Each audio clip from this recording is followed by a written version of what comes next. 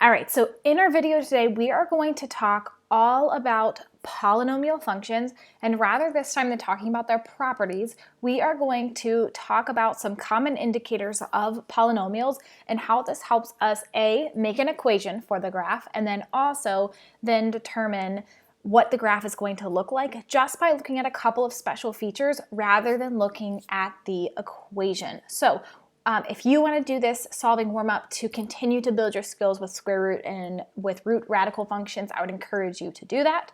But we're going to get started in this first box here.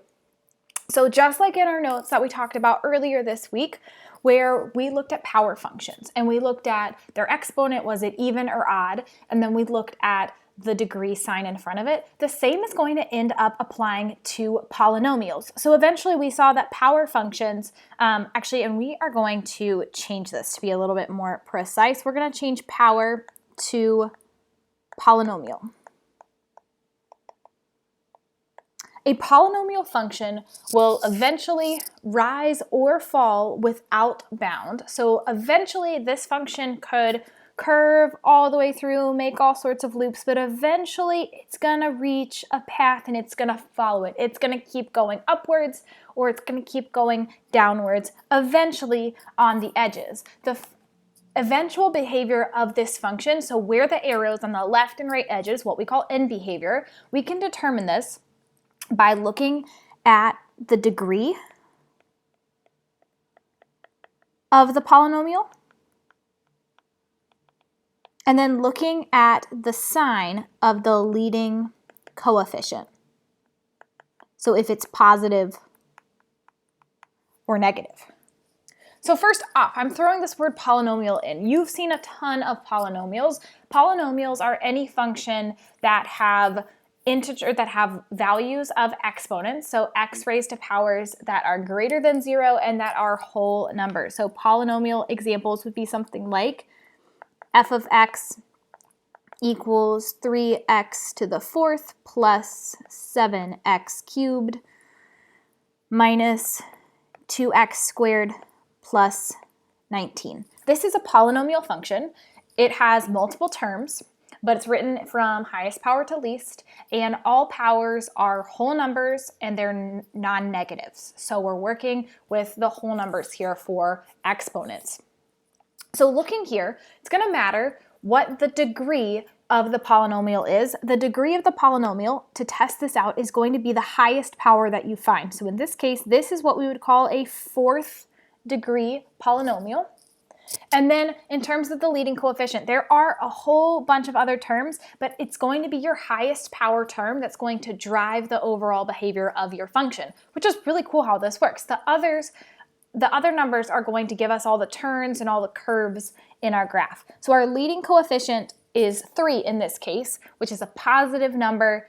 We have an even exponent. Let's put these things back as we look into this chart.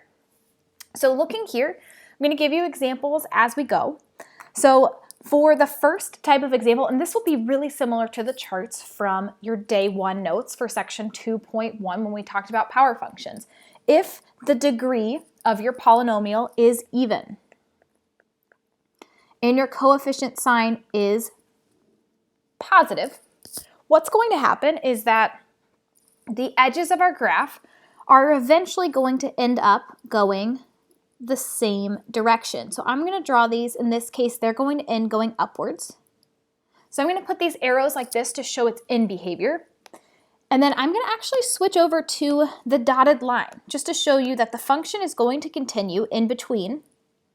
And it might curve, reach a maximum, and it has to curve around to reach back up and connect to these end behaviors. But eventually the curves are going to level out and they're both going to head toward positive infinity on both sides. So no matter how many times it turns, it has to turn around enough so the arrow ends, it starts from going upwards and then it has to end going upwards. This would be something that has an even degree and a positive coefficient. For this, thinking about its end behavior, the end behaviors are going to be the same. As x goes to negative infinity, f of x, ooh, I picked the wrong one. There we go. As x goes to negative infinity, f of x is also going to go positive. So x is going to go to positive infinity. As x goes to positive, oh, sorry, I was supposed to say y there. Y, f of x, the y value, grows positive. It becomes a really big positive y value as x goes to positive infinity. That's the right side of the graph. That y value is also going upwards, and at the large x values will also be at a really large y value. So that's our end behavior summary here. So switching that, if the degree stays even of our polynomial, but the coefficient sign is negative, that's going to give us a reflection across the x-axis, flip everything so it now faces downwards.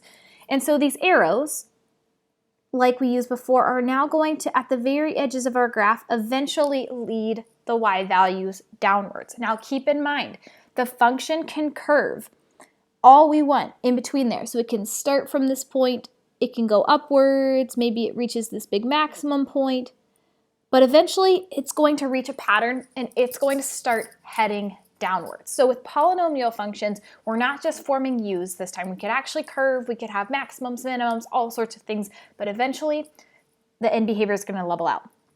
So for this one, they're still both going the same direction, but they're both facing downwards. So this would mean as x goes to negative infinity, the y value is also going to negative infinity. F of x is also going to negative infinity. As x goes to positive infinity, f of x is going to negative infinity. It's going downwards. So that would be negative infinity. So what you can see here is with a function that has an even degree, the highest power is even, the arrows will end up going the same direction. If the sign in front of that even power, highest power, is positive, they'll both end going upwards. If it's negative, they'll both end up going downwards. This is going to be a huge help for us later as we think about graphing our functions. So then let's go ahead and look at what happens if they are odd. So if the highest power, the degree of my polynomial is odd, and we're going to start with a positive coefficient. Remember, think back to the power functions. Those were the ones looked like an x cubed where it starts from the bottom, passes through 0, 0, and heads out the other side. And I realize I'm doing with my hand what this would look like showing you, but you can't see this. So visualize with me here. That means my arrows are going to end up going different directions. I will have an arrow starting from the bottom and end going out the top. The reminder is with a polynomial, I don't really care what happens in the middle. I care about the end behavior for this summary here. So that means in the middle, I'm going to switch over to the dotted lines again to tell you we really just care about the arrows at the edges. So we could come out from negative infinity, maybe go downwards, and then we have to turn back around. We have to make enough turns in order to turn to face upwards again. So this is what an odd function would look like. Our end behaviors are going to be switched. So for this one, as x goes to negative infinity, the left side, that arrow is pointing downwards, so f of x would go also to negative infinity. On the right side, the arrow is pointing upwards, so as f of x goes to positive infinity, as x goes to positive infinity, f of x is also going to positive infinity. Last but not least, hopefully you're picking up on the patterns as we see this. We're going to do odd, negative, and what we can see is that odd is going to flip-flop these arrows. So in this case, instead of having an arrow coming from the negative y values, we're going to have an arrow that's starting from the positive y values and ending with the negative y values. They're going to switch here, coming from positive infinity, ending up at negative infinity. All right, gonna trace through. I'm gonna give this one a bunch of curves just to show you what can happen. So it can maybe hit a minimum, bounce up, hit a maximum, maybe one more time. Then I have to turn one more time to connect back with my end behavior. So this is what we call this behavior. It correlates to an odd function. The end behaviors are ending up going opposite directions, but it's a smooth curve, continuous all the way through, even though there are some hills and valleys, maximums and minimums. So lastly, we're almost finished with this section. For our end behavior summary, as x goes to negative infinity, f of x is also going to go to negative infinity. Or sorry, I'm not thinking here, I'm just going back. As x goes to negative infinity, this time it's switched. Our y value is positive this time, so it's pointing upwards. So on the left side, those values are going to get increasingly higher towards positive infinity. On the other side, as x goes to the right to positive infinity, f of x is now going downwards. These end behaviors are reversed, and they're opposite of each other, so it's now going to negative infinity. This summary is probably one of the most important things that we are going to do in this chapter. So you want to make sure that if you need to watch this again, if you need to go back and take a look at it, I would encourage you to do that. We're going to talk about one more thing, and then we're going to stop. We're not going to do the whole section notes in this video because I want you to take some of it in and really look at it and think about it. So we're going to look at, the last thing we're going to talk about is the end behavior summary, and then the last thing would be turning points and numbers of real zeros. Okay. Alrighty, so in this case, so for the end behavior of polynomial functions, as we looked here, for all of our different families, so the families of even functions or the families of odd functions, what we want to think about is what was the trends. For the family of even functions, if we look at as x is going to positive infinity or negative infinity, what do we notice about the y values? So going back up here, for these, the y values, if it's even and positive, are going to end growing towards really positive y values. So large numbers like positive 1,000, positive 1,000,000, very large y values. On the other side, with the even negative functions, it will do a similar thing. Both arrows on both sides are both heading towards very negative y values. So for a function that is evened, the end behaviors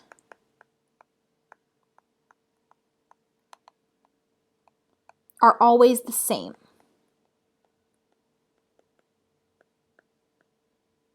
So for these, our end behaviors are always the same, and then we can mirror the direction by positive or negative leading coefficient. For odd functions, so we look up here, these end behaviors are reversed. We either start from the bottom and end heading up the top, or we start at the top and we lead from and we head out the bottom of this function. We end going towards negative infinity. So for odd functions, the end behaviors are opposite. The end behaviors are opposite, and you can figure out other things too to help you out. I like thinking about for odd functions when it's positive, the negative infinities and positive infinities correspond with each other. They match up. And then when it's the coefficient is negative, it switches them. It reverses them around. All right, we've got one more thing, and then you are finished with this video. When we come back on Monday, we're going to look at a whole bunch of examples that apply this. So the goal of this video is to plant the base level knowledge, so this gives us more time to actually work with this, practice, and try this together. Okay. Oh, lastly, we already talked about this. So how does the value of the leading coefficient of a, it will reverse or flip the end behaviors. But the pattern stays the same. So this would make them be both positive. So for even, it becomes both negative. And then for odd, we would have a function that starts positive and it ends up in the negative values. Again, we summarize this more as we looked up above, so I'm not as thorough here with this explanation. So the last thing, and this is one of the things I think is so fun about patterns of functions. You might be thinking, Miss Tilly, you're crazy, but I hope that my enthusiasm might be somewhat infectious for you. We're going to talk about the turning points and the maximum numbers of x-intercepts or real zeros that a function might have. What's going to be important here is as we talk about this, we're going to talk about some fictitious function that has a degree, which is its highest, the value of the exponent, the highest exponent in the function. Oh, my formatting, something happened here. That's fine. So looking here, it says we can use the degree of a polynomial function to predict the number of zeros and the number of turning points in a function. So if my polynomial function has degree n, this is what we're going to use as our example. Let's go ahead and look back up here. So for this function right here, this is an even function, and I'm going to actually go ahead and give this away, that this is something like y equals, and I don't know what the coefficient is, but x to the fourth power. These graphs are modeling a fourth power polynomial. So it could be a to the x, it could be something like the approximation of 2x to the fourth power plus 3x cubed minus 7. This would be an example of a even polynomial with a positive leading coefficient, because we look at the highest power term and its coefficient in front. So here's what we call a turning point. A turning point is any time the graph turned around as we were tracing it. So if I go from left to right, I turn from decreasing to increasing here. So this was turning point number one. Then from here, I hit a maximum and I turned around, went from increasing to decreasing. This was turning point number 2.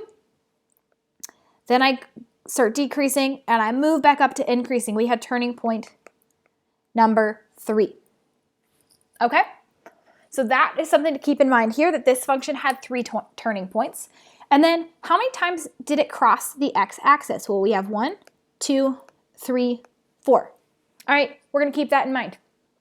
So we had 3 turning points and 4 zeros. Let's go ahead and look down here at this odd function to see if we can find a pattern. This is y is equal to, this would be something like maybe 2x cubed minus 4x minus 18. I don't know. I just made up those numbers, but that could work here. Actually, I just realized I need to change something. It can't be minus 7. It's got to have a y-intercept. We'll make it plus 7. This is just an example. Y equals 2x cubed minus 4x plus minus 18. This graph, as I look at its turning points, where it turns fully around, it hits a maximum or minimum, changes from increasing to decreasing or decreasing to increasing. It's got 2 turning points, red dot here, red dot here.